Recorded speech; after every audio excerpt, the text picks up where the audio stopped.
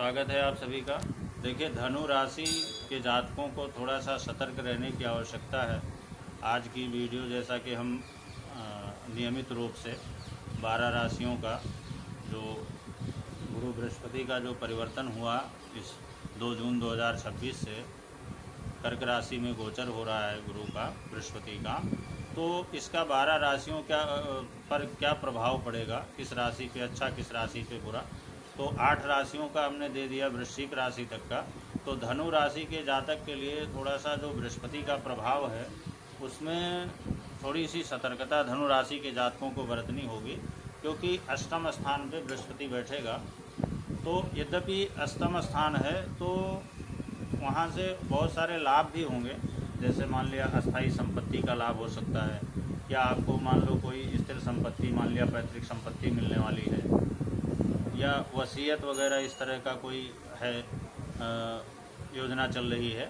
तो ये सब चीज़ें तो स्वाभाविक रूप से आपको मिलेंगी, लेकिन साथ ही साथ जो दूसरा पहलू है वो ये है कि शारीरिक रूप से धनु राशि के जातकों को बहुत ज़्यादा सचेत रहना होगा, क्योंकि आंतरिक जो हृदय से संबंधित या उदर से संबंधित जो है आंतरिक कुछ ऐसी छोटी मोटी समस्याएं हो सकती हैं जिनके कारण आपकी जो दैनिक दिनचर्या है वो प्रभावित हो सकती है।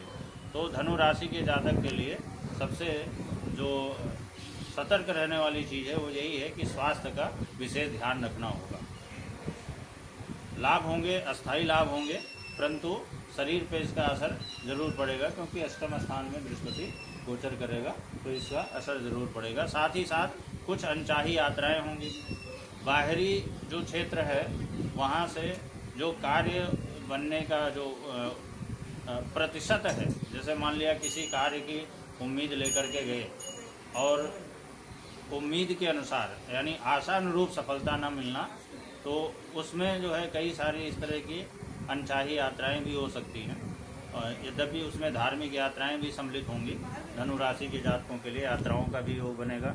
खर्च की अधिकता स्वाभाविक रूप से रहेगी। साथ ही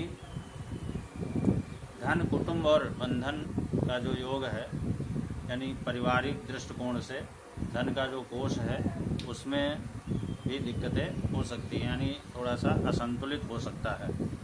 और पारिवारिक जो स्थिति है, पारिवारिक स्थिति से संतोषजनक स्थिति पारिवारिक दृष्टिकोण से नहीं रहेगी। इसके अलावा अपने ही घर पर यानी चतुर्थ भाव पर दृष्टि पड़ेगी, माता भूमि सुख स्थान पर। तो भवन का यानी गृह निर्माण की योजना बन सकती है, वाहन का भी योग बन सकता है, नवीन वाहन का योग बन सकता है। और थोड़ा बहुत जैसे माता से जो संबंध है, संबंधों में दिक्कतें आ सकती हैं और माता के स्वास्थ्य को भी प्रभावित कर सकता है। तो कुल मिलाकर के यदि देखा जाए तो धनु राशि के जातक के लिए सबसे ज़्यादा जो नकारात्मक चीज़ है वो यही है कि स्वास्थ्य के दृष्टिकोण से धनु राशि के जातकों को सतर्क रहना होगा, क्योंकि आंतरिक समस्या जैसा कि मैंने बताया कि हृदय से संबंधित, लीवर से संबंधित, उदर से संबंधित इस तरह की कुछ समस्याएं जो है उत्पन्न हो सकती हैं। बाकी चीज़ें जो है सामान्य रहेंगी।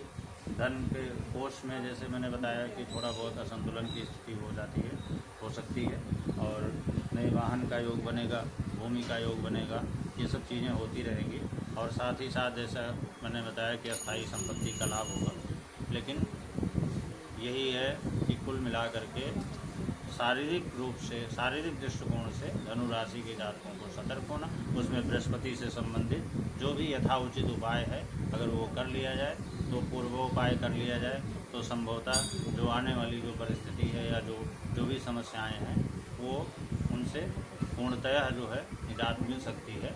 और उसका उपाय करके किसी योग्य व्यक्ति से उसको समझ करके उसका उपाय ज़रूर करें, और उपाय करने के बाद में हो सकता है कि जो भी परिस्थिति बनने वाली है तो वो बहुत ही आपके लिए सरल हो जाए। इसको ध्यान में रखना बहुत ज़्यादा उचित रहेगा धनु राशि के जातकों के लिए। बहुत बहुत धन्यवाद।